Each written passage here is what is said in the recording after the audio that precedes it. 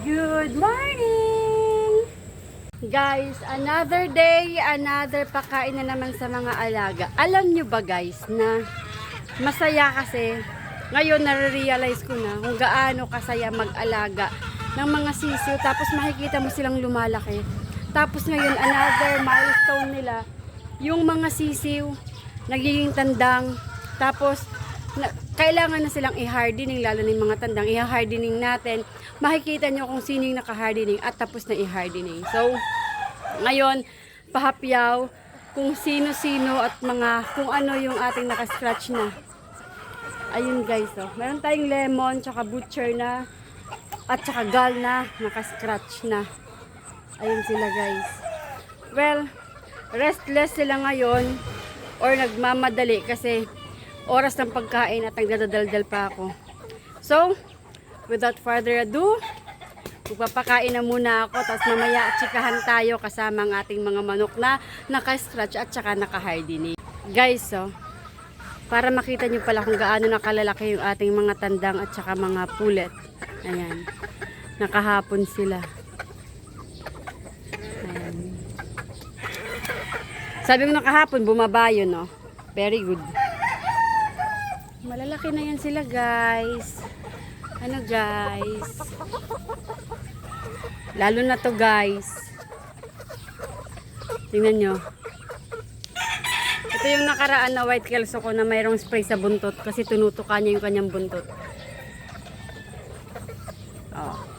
Ito naman yung, actually lahat silang pen na yan, pinagtanggalan na ng mga tandang kasi nga nag-aaway-away na kaya kailangan paghiwa-hiwalayin.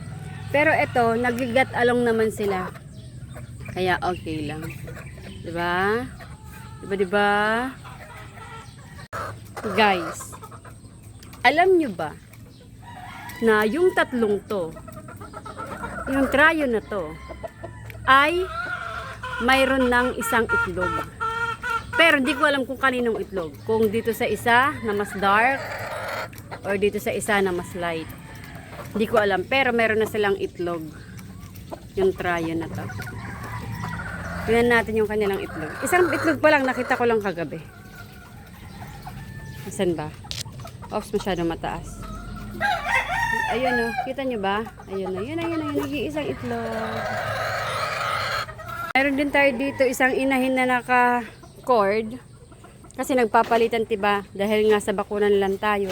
Merong naka-cord na inahin, tapos merong naka-scratch, tapos minsan nililipat natin sa grass pen. So ito, tingnan nyo siya ha. Pag bumaba siya or ibababa ko, akala niya at iniwan niya ako. Sige na. Akala niya pag hahawakan mo siya, ipapaano siya, may sasampa sa kanya. Sige na, dito ka na. Huwag yung takla mo, ay. Ayan. Tingnan mo siya. Tingnan mo. Oh. Feeling niya may sasampa sa kanyang barako. Diba? Sige na, kumain ka na doon. Sorry sa pag-disturbo sa'yo. Na, kain ka na doon. Oh guys, isa pa pala. Diba may mga pagkakataon na nag-hardening na tayo ng mga tandang. Tapos, meron din mga katulad nito na nagpapahiwatig na ready na siya by nature na magparami ulit. Pero hindi pa natin ito pwedeng ikasa kasi nga sobrang maulan. Maulan na ngayon guys. Maaraw tas umuulan na naman. Yes, papakainin na kita. Gutom na yan, gutom.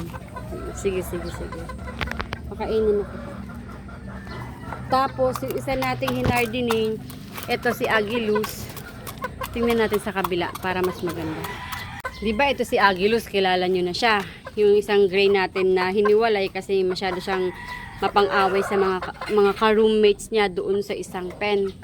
Ngayon, tinanggal na rin ng kanyang inahin dito kasi hindi makakain kasi binabara ko niya. Lagi niyang pinupuntahan at gusto niyang sampahan. Kaya, nangyari, tinanggal namin yung babae kasi baka mapano, hindi niya napapakain. So, ito na yung pagkain mo. Sa lahat naman ng hinahardening, ikaw yung walang babae. Tapos ikaw pa yung may pugad. Meron pa siyang dami egg doon. No? Ito nyo ba? Ito naman si Lucky. Ang aking Lucky. Healthy ang aking Lucky na yan. Mabait yan si Lucky, mabait. Yan. Ay, kalaki naman na. Guys, meron tayong for hardening. Kasama niya si Malagandang. Ayan. Tapos, ito si Barikoto. Kasi Barikoto yung kanyang paa. Ayan. Kanyang hardening time. Actually, maganda siyang manok. Malusog. Ano lang, Barikoto lang. Or, parang bali. Hindi naman bali eh. Deform lang yung kanyang paa. Yung kanyang daliri. Ayun. Makikita niyo. Pero healthy siya ha. Mapula yung kanyang palong. Mapula yung kanyang mukha. Okay yung kanyang katawan. Mabulto rin naman. Yun nga lang, naglulugon pa siya. Pero all in general, healthy siya. So guys, meron din tayo isa pang itlog. By nature ng itlog na siya. Indication na pwede na naman ulit siyang isala. Well, actually, marami na rin naman tayong nakuhang mga itlog dito sa kanila. Ngayon ko lang ibinidyo, pinakita sa inyo. Tchadan! Meron na naman tayong isang itlog. So, mula dito sa nangitlog, bigyan na natin siya ng pagkain para mamaya, diretso na tayo dito sa ating mga boys. Ayan.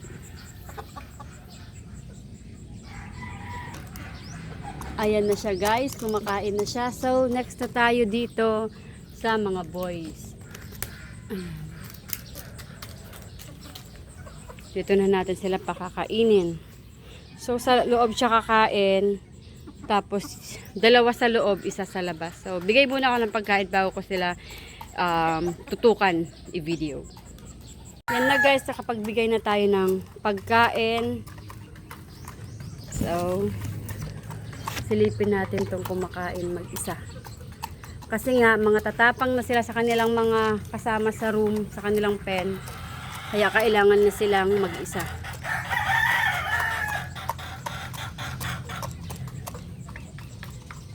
Inistorbo na para mapakita lang. Healthy yan sila guys. Kita nyo naman sa mukha, 'di ba? At saka okay dito yung area kasi nakakakain sila ng mga damo-damo. Next naman natin yung mga lemon natin. So, unahin natin to. Makikita nyo guys, yung kanilang buntot ay hindi pa talaga fully na naglugon. Saan ka na? Saan ka na ba? Yun. Kaya pagpasensyaan nyo na muna na ganyan siya. Gusto ko sana siyang hawakan para sa inyo kasi maaabala na talaga sila sa kapagkain eh. So, ayan. Next time naman, next na mga video ko, abangan nyo kasi papakita ko sa inyo kung gaano na sila kagandang hipuin. Ayan. O, diba? Next naman natin yung isa pang lemon na medyo malaki doon sa una natin pinakita. Ayan. Ayan siya. Maganda rin, malusog. Yellow-legged siya. Tapos, di pa din siya tapos maglugon. Pero medyo nabubuo na yung kanyang buntot. Uy, nasan ka na? Nag-blurred na. Maganda yung kanyang palong. Tapos, meron na siyang konting tahid na lumalabas. Ayun oh, guys, tahid. Tapos, ay nako, maingay naman tong gusto nang kumain ng mga girls natin. So guys, yan yung ating mga bagong in-scratch na mga tandang. Ayan. Ngayon naman, pakainin na natin yung mga girls natin na maiingay na. Tsaka yung ibang tandang na nandun. Gutom na yan sila. Ayun na guys, lahat na sila kumakain. Ayan. Meron lang tayong konting kailangan ayusin kasi meron isang babae ayaw bumaba.